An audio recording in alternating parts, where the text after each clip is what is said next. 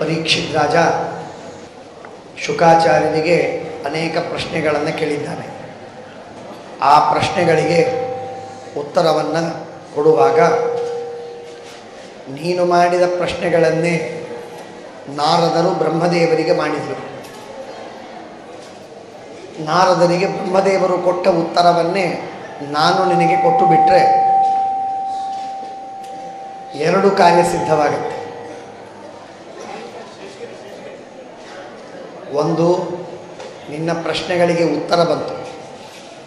ಇನ್ನೊಂದು, ನಿನ್ನ ಪ್ರಶ್ನೆಗಳಿಗೆ ನಾನು ಕೊಡುವ ಉತ್ತರ ಅತ್ಯಂತ ಪ್ರಾಮಾಣಿಕ ಎನ್ನುವುದು ಸಿದ್ಧವಾಯಿತು.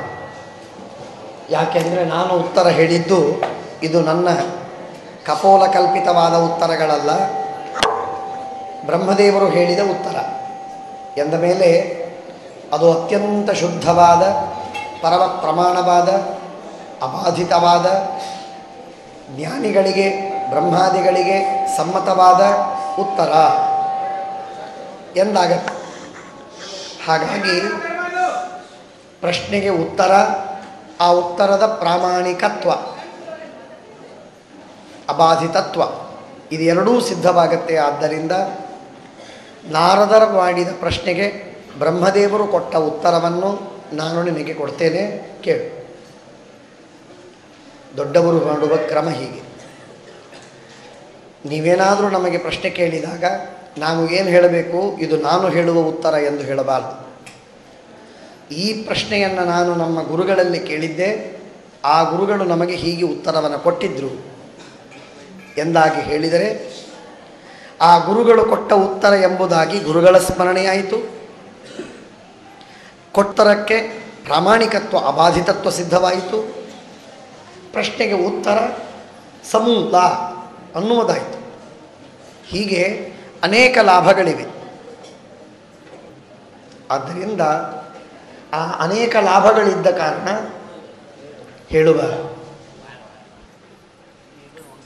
ಏನು ಉತ್ತರವಿದೆಯೋ ಆ ಉತ್ತರ ಪ್ರಶ್ನೆಗೆ ಬ್ರಹ್ಮದೇವರು ಕೊಟ್ಟು.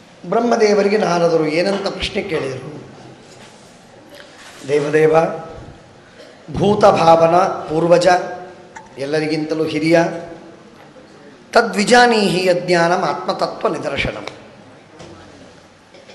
ನನಗೆ ಆತ್ಮತತ್ವವನ್ನು, ಬ್ರಹ್ಮತತ್ವವನ್ನು ತಿಳಿಸುವಂತಹ ಉತ್ತಮವಾದ ಭಾಗವತವನ್ನು ನನಗೆ ವಿಜಾನೀಹಿ.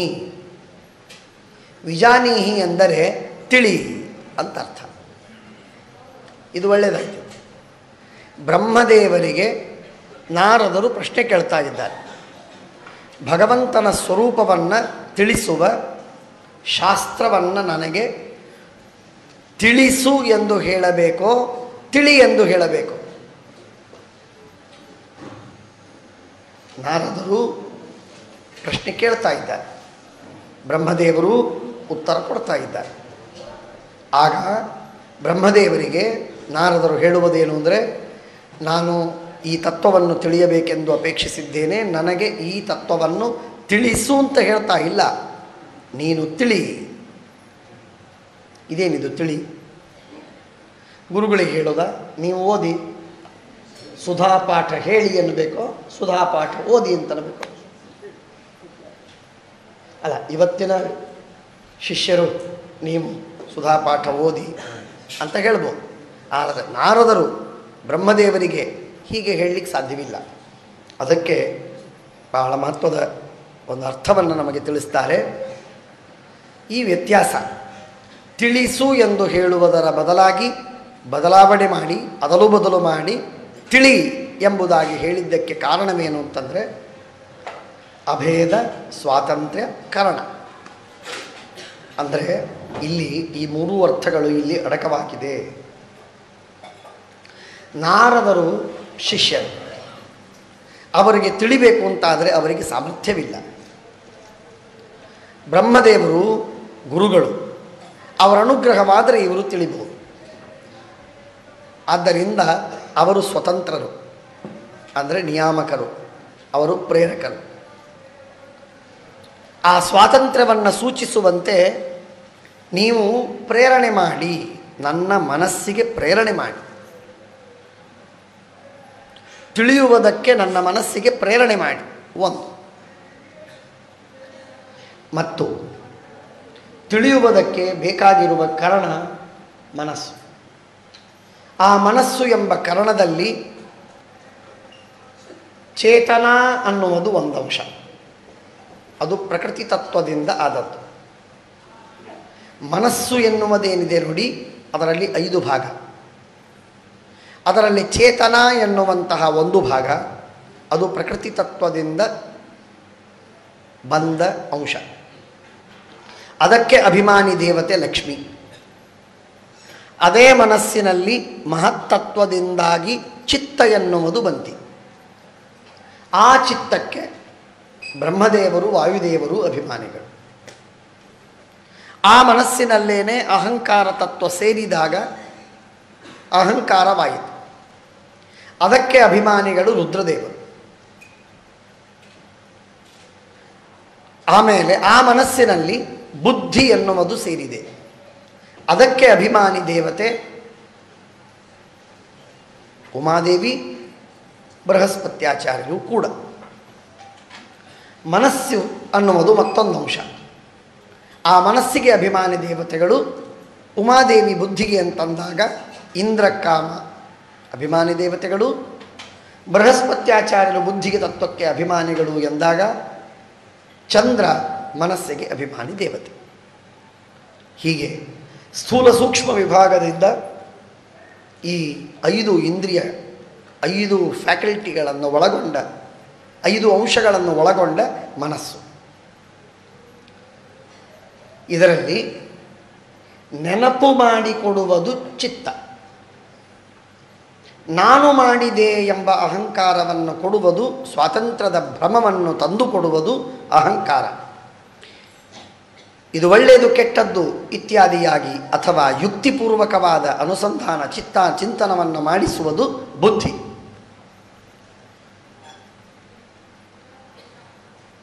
ಹೀಗೆ ಸಂಕಲ್ಪ ವಿಕಲ್ಪಗಳನ್ನು ಇದನ್ನು ನಾನು ಮಾಡುವೆ, ಇದನ್ನು ನಾನು ಮಾಡುವುದಿಲ್ಲ ಎಂಬುದಾಗಿ ಸಂಕಲ್ಪ ವಿಕಲ್ಪಗಳನ್ನು ಮಾಡಿಸುವುದು ಮನಸ್ಸು. ಸಂಕಲ್ಪ ವಿಕಲ್ಪಗಳಿಗೆ ಮನಸ್ಸು,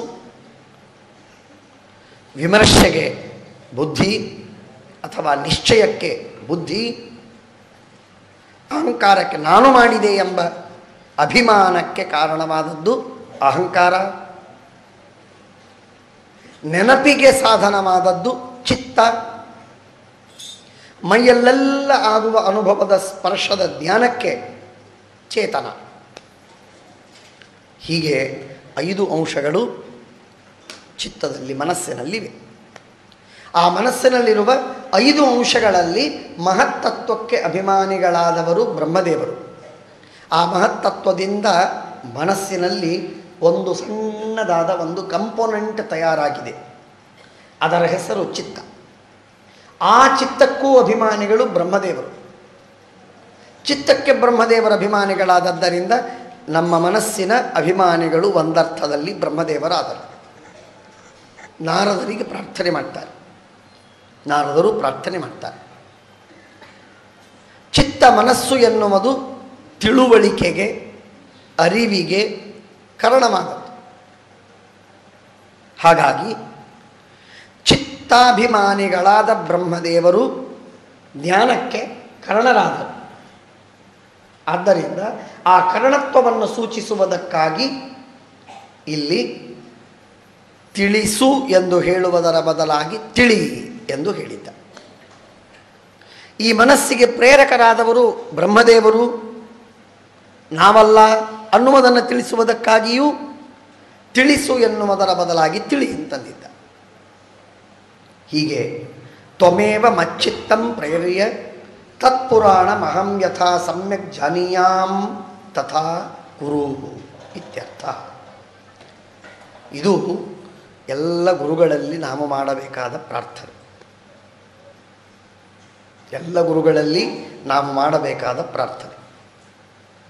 ಎಲ್ಲ ಕಡೆಗೆ ಗುರುಗಳಿಗೆ ಪ್ರಾರ್ಥನೆ ಮಾಡುವಾಗ ವಿಜಾನೀಹಿ ಎಂಬುದಾಗಿ ಹೇಳುವುದು. ಆ ಗುರುಗಳು ದೇವರಿಗೆ, ಇಂದ್ರಿಯಾಭಿಮಾನಿ ದೇವತೆಗಳಿಗೆ ಪ್ರಾರ್ಥನೆ ಮಾಡಿ ನಮ್ಮ ಇಂದ್ರಿಯಕ್ಕೆ ಸರಿಯಾಗಿ ಪ್ರೇರಣೆಯಾಗುವಂತೆ ಮಾಡಿ ಉತ್ತಮವಾದ ರೀತಿಯಲ್ಲಿ ಜ್ಞಾನ ಬರುವಂತೆ ಅವರು ಕೃಪೆ ಮಾಡಬೇಕು. ಬರೀ ಪಾಠ ಹೇಳಿದರೆ ಸಾಲದು. ಪಾಠ ಹೇಳಿದರೆ ಕುದುರೆಯನ್ನು ಹೊಂಡಕ್ಕೆ ಕರೆದು ಒಯ್ದದ್ದು ಆಯಿತು. ಕುದುರೆಯನ್ನು ಹೊಂಡಕ್ಕೆ ಕರೆದೊಯ್ದರೆ ಸಾಲುವುದಿಲ್ಲ, ಕುದುರೆ ನೀರು ಕುಡಿಯುವಂತೆಯೂ ಆಗಬೇಕಲ್ವೇ?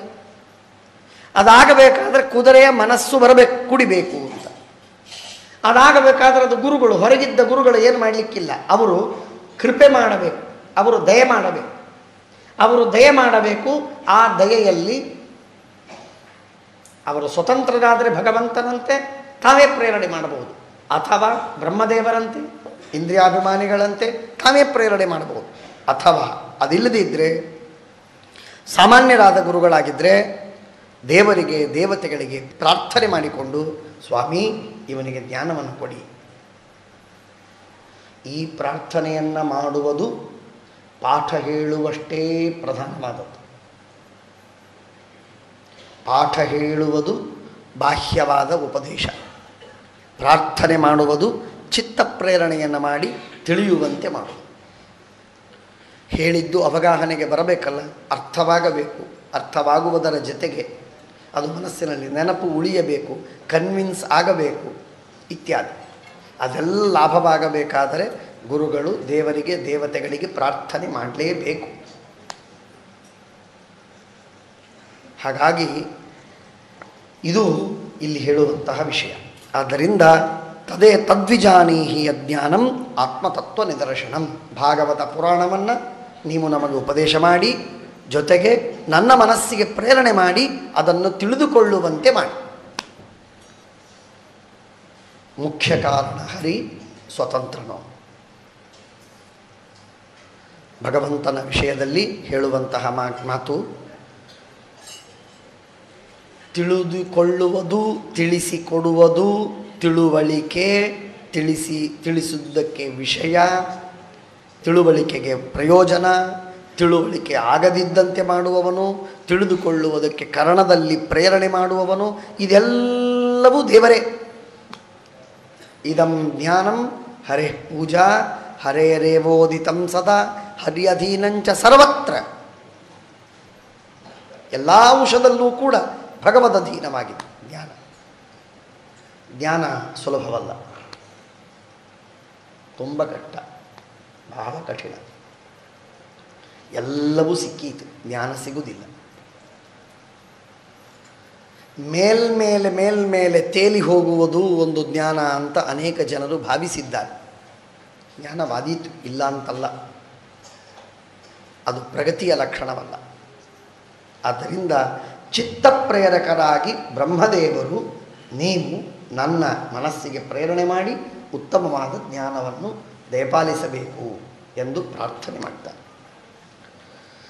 ಸ್ವಾಮಿ, ಈ ಜಗತ್ತು ಯಾರಿಂದ ಸೃಷ್ಟವಾಯಿತು, ಯಾರ ಅಧೀನವಾಗಿದೆ, ಯಾರು ಇದಕ್ಕೆ ಸಾಕ್ಷಾತ್ ಆಧಾರರು, ಯಾರು ಇದಕ್ಕೆ ಪರಂಪರೆಯ ಕೊನೆಯ ಅಧಿಷ್ಠಾನರು, ಯಾರು ಇದಕ್ಕೆ ಮುಖ್ಯರು, ಯಾರು ಇದರ ಸತ್ತಾ ಪ್ರತೀತಿ ಪ್ರವೃತ್ತಿಗೆ ಕಾರಣರು, ಇವುಗಳನ್ನು ನಮಗೆ ತಿಳಿಸು. ಇದೆಲ್ಲವನ್ನು ನೀವು ತಿಳಿದಿದ್ದೀರಿ. ಕೈಯಲ್ಲಿ ಆಮಲಕ, ನೆಲ್ಲಿಕಾಯಿಯನ್ನು ಕೈಯಲ್ಲಿ ಹಿಡಿದರೆ ಹಿಂದೆ ಮುಂದೆ ಕೆಳಗೆ ಮೇಲೆ ಎಲ್ಲ ನೋಡಬಹುದಲ್ಲ, ಹಾಗೆ ಕರಾಮಲಕವದ್ವಿಶ್ವಂ. ಒಂದು ಬಾರಿ ನಮ್ಮ ಪರಮ ಪೂಜ್ಯ ಆಚಾರ್ಯರು ಪ್ರವಚನವನ್ನು ಮಾಡುವಾಗ ಕರಾಮಲಕ ಎಂಬ ಶಬ್ದಕ್ಕೆ ಹೊಸ ಅರ್ಥ ಹೇಳಿದರು. ಕರಾಮಲಕ, ಕರತಲಾಮಲಕ ಅಂತಂದರೆ ಅರ್ಥ ಏನು? ಕರತಲದಲ್ಲಿ ಇರುವ ಆಮಲಕ. ಆಮಲಕ ಅಂದರೆ ಆವಳ, ಅಂದರೆ ನೆಲ್ಲಿಕಾಯಿ. ನೆಲ್ಲಿಕಾಯಿ ಅಂತನ್ನುವ ಅರ್ಥ ಸಾಮಾನ್ಯವಾಗಿ ಜನಜನಿತವಾದದ್ದು. ಆದರೆ ಆಚಾರ್ಯರು ಹೊಸ ಅರ್ಥ ಹೇಳಿದರು. ಏನು ಸ್ವಾರಸ್ಯ? ನೆಲ್ಲಿಕಾಯಿಯನ್ನು ಕೈಯಲ್ಲಿ ಹಿಡಿದ್ರೆ ಆ ನೆಲ್ಲಿಕಾಯಿ ಹಿಂದೆ ಮುಂದೆ ಕೆಳಗೆ ಹೊರಗೆ ಎಲ್ಲ ಕಡೆಗೆ ನೋಡಬಹುದು, ಒಳಗೆ ನೋಡಲಿಕ್ಕಾಗುವುದಿಲ್ಲ. ಒಳಗೆ ನೋಡಲಿಕ್ಕೆಲ್ಲಾಗತ್ತೆ? ಟ್ರಾನ್ಸ್ಪರೆಂಟ್ ಏನದು ಅಲ್ಲ. ಹಾಗಾದರೆ ಒಳಗಿನದು ಗೊತ್ತಿಲ್ಲ ಅಂತಾಯಿತು. ಕರತಲ ಅಮಲಕವತ್ ಅಂತ ಹೇಳಿ ನಾವು ದೃಷ್ಟಾಂತವಾಗಿ ಕೊಡುವಾಗ ಒಳಗಿನದು ಗೊತ್ತಿಲ್ಲ, ಹೊರಗಿನದು ಮಾತ್ರ ಗೊತ್ತು. ಇಷ್ಟರ್ಥವಾದೀತು. ಆದ್ದರಿಂದ ಇನ್ನೂ ಸ್ವಾರಸ್ಯವಾದ ಅರ್ಥವನ್ನು ಹೇಳಬೇಕು ಅಂತಂದರೆ ಕರತಲ ಅಮಲಕ. ಕ ಅಂದರೆ ನೀರು, ಕೈಯೊಳಗಿರುವ ನೀರನ್ನು ತಿಳಿದಂತೆ. ಕೈಯೊಳಗಿರುವ ನೀರನ್ನು ತಿಳಿದಂತೆ ಅಂತಂದರೆ ಇವತ್ತು ಮಣ್ಣಿನ ನೀರಿದೆ, ಆ ಮಣ್ಣಿನ ನೀರನ್ನು, ಗಂಗೆಯ ನೀರನ್ನು ಕೈಯಲ್ಲಿ ಹಾಕ್ಕೊಂಡ್ರೆ ಅದು ಮತ್ತೆ ಒಪೇಕ್, ಕಣ್ಣಿಗೆ ಕಾಣಿಸುವುದಿಲ್ಲ ಕೆಳಗೇನಿದೆ ಮೇಲೇನಿದೆ ಅಂತ. ಅದಕ್ಕೆ ವಿಶೇಷಣ ಕೊಟ್ಟರು ಅಮಲಕ, ಮಣ್ಣು ಹೊಲಸು ಇಲ್ಲದಿರುವ ಶುದ್ಧವಾದ ನೀರು. ಕರತಲದಲ್ಲಿರುವ, ಕೈಯಲ್ಲಿರುವ ಅಮಲ, ನಿರ್ಮಲವಾದ, ಮಣ್ಣು ಹೊಲಸು ಕೆಸರು ಏನೂ ಇಲ್ಲದಂತಹ ಶುದ್ಧವಾದ ನೀರು ಕೈಯಲ್ಲಿ ನೋಡುವುದು ಎಷ್ಟು ಸರಳ. ಒಂದು ಹನಿ ನೀರು ಹಾಕಿದರೆ, ಒಂದು ಉದ್ಧರಣಿ ನೀರು ಹಾಕಿದರೆ ಪೂರ್ಣವಾಗಿ ಕಣ್ಣಿಗೆ ಕಾಣುತ್ತೆ. ಹಾಗೆ ಜಗತ್ತನ್ನು ತಿಳಿದವರು ನೀವು ಅಂತರ್ಥ ಅಂತ ನಮ್ಮ ಆಚಾರ್ಯರು, ಪರಮ ಪೂಜ್ಯರು ಹೇಳಿದ ಮಾತು ನಮಗೆ ನೆನಪಾಗ್ತದೆ. ಆದ್ದರಿಂದ ಕರಾಮಲಕವದ್ವಿಶ್ವಂ ವಿಜ್ಞಾನಾಮಸಿತಂ ತವ. ನಿಮ್ಮ ವಿಜ್ಞಾನಕ್ಕೆ ತಿಳಿದ ವಿಷಯ ಇಡೀ ಜಗತ್ತು. ಯದ್ವಿಜ್ಞಾನೋ ಯದಾಧಾರ ಯತ್ಪರ ಯದಾತ್ಮಕ ತತ್ವದ. ನೀನು ಯಾವ ಭಗವಂತನ ಜ್ಞಾನವನ್ನು ಮಾಡಿಕೊಂಡಿದ್ದಿ, ಯಾವ ಭಗವಂತನ ಆಧಾರದಲ್ಲಿದ್ದಿ, ಯಾವ ಭಗವಂತ ಸರ್ವೋತ್ತಮ ಎಂದು ನೀವು ಭಾವಿಸುತ್ತೀರಿ, ಯಾವ ಭಗವಂತನೇ ಸ್ವಾಮಿಯಾಗಿದ್ದಾನೆ ನಿಮಗೆ, ಆ ತತ್ವವನ್ನು ನಮಗೆ ತಿಳಿಸು. ಆದರೆ ನನ್ನ ಲೆಕ್ಕದೊಳಗೆ, ನಮ್ಮ ಲೆಕ್ಕದೊಳಗೆ ಏಕಸೃಜಸಿ ಭೂತಾನಿ ಭೂತೈರೇವ ಆತ್ಮಮಾಯ. ನೀವು ಪಂಚಮಹಾಭೂತಗಳನ್ನು ಸೃಷ್ಟಿ ಮಾಡಿದಿರಿ, ನೀವೇ ಪಂಚಮಹಾಭೂತಗಳನ್ನು ನಿರ್ಮಾಣ ಮಾಡಿ ಅದರಿಂದ ಇಡೀ ಜಗತ್ತನ್ನು ನಿರ್ಮಾಣ ಮಾಡ್ತಿದ್ದೀರಿ. ಇದಕ್ಕೆ ಹೆಚ್ಚೇನು? ಏನಿಲ್ಲ. ಅಂದಮೇಲೆ ನೀವೇ ಜಗತ್ತಿಗೆ ಕಾರಣ, ನೀವೇ ಜಗತ್ತಿಗೆ ಕಾರಣರು. ನಿಮ್ಮಲ್ಲಿ ಜಗತ್ತನ್ನು ನೀವು ನಿರ್ಮಾಣ ಮಾಡ್ತಿದ್ದೀರಿ, ನಿಮ್ಮ ಶಕ್ತಿಯಿಂದ ಸೃಷ್ಟಿಯಾಗ್ತಾ ಇದೆ. ನಿಮಗಿಂತಲೂ ಉತ್ತಮರಾದವರು ನನಗೆ ಗೊತ್ತಿಲ್ಲ, ನಿಮಗೆ ಸಮಾನರಾದವರು ನಮಗೆ ಗೊತ್ತಿಲ್ಲ. ಆದ್ದರಿಂದ ನೀವೇ ಸರ್ವೋತ್ತಮರು. ಒಂದು ಕಡೆಗೆ ನಮಗೆ ಹೀಗೆ ತೋರ್ತಾ ಇದೆ, ಸೃಷ್ಟಿ ಮಾಡೋ ನಿಮ್ಮಲ್ಲಿ ಸೃಷ್ಟಿ. ಯಾಕೆ? ಮಹತ್ತತ್ವದಲ್ಲಿ ಜಗತ್ತಿನ ಸೃಷ್ಟಿ ನೀವು ಸೃಷ್ಟಿ ಮಾಡಿದಿರಿ. ಇಷ್ಟೆಲ್ಲ ಮಾಡಿ ಆದ ಮೇಲೂ ಕೂಡ ಸರ್ವೋತ್ತಮರೆಂದು ನಾವು ನಿಶ್ಚಯ ಮಾಡಿಕೊಳ್ಳೋಣ ಎಂದರೆ ಒಂದು ದೊಡ್ಡ ಬಾಧಕ. ಅದೇನದು? ನೀವು ಘೋರವಾದ ತಪಸ್ಸನ್ನು ಯಾವುದೋ ಒಬ್ಬ ವ್ಯಕ್ತಿಯನ್ನು ಉದ್ದೇಶಿಸಿ ನೀವು ಮಾಡ್ತಾ ಇದ್ದೀರಿ. ಸದೈವ ಚಿಂತನವನ್ನು ಮಾಡ್ತೀರಿ. ತಪಸ್ಸು ಎಂದ್ರೇನು? ಚಿಂತನ. ಕಾಯಕ್ಲೇಶಗಳನ್ನು ಅನುಭವಿಸುತ್ತಾ ಭಗವಂತನ ಚಿಂತನವನ್ನು ಮಾಡೋದು, ಅದು ದೊಡ್ಡ ತಪಸ್ಸು. ಬರ್ತದೆ ಮುಂದೆ. ಸಭವಾನ್ ಅಚರದ್ಘೋರಂ ಯತ್ತಪಃ ಸುಸಮಾಹಿತ. ಘೋರವಾದ ತಪಸ್ಸನ್ನು ನೀವು ಆಚರಿಸ್ತಾ ಇದ್ದೀರಿ. ಇದರಿಂದ ಒಂದು ಕಡೆಗೆ ನೀವೇ ಸೃಷ್ಟಿಯಾದಿ ಕಾರಣರು ಎಂದಾಗಿ ಸರ್ವೋತ್ತಮರೆಂದು ಭಾವಿಸಬೇಕು ಎಂದು ತೋರ್ತದೆ ಮನಸ್ಸಿಗೆ. ಇನ್ನೊಂದು ಪಾರ್ಶ್ವದಲ್ಲಿ ನೀವು ಮಾಡುವ ತಪಸ್ಸನ್ನು ನೋಡಿ ನೀವು ಸರ್ವೋತ್ತಮರಲ್ಲ ಎಂದು ನಮಗೆ ಭಾಸವಾಗ್ತದೆ. ಹಾಗಾಗಿ ನಮ್ಮ ಮನಸ್ಸಿಗೆ ತೃಪ್ತಿ ಇಲ್ಲ, ಸಿದ್ಧಾಂತ ನಿರ್ಣಯ ಮಾಡಿಕೊಳ್ಳಿಕ್ಕೆ ಆಗ್ತಾ ಇಲ್ಲ. ಅದಕ್ಕಾಗಿ ದಯವಿಟ್ಟು ನನಗೆ ತಿಳಿಸಿ.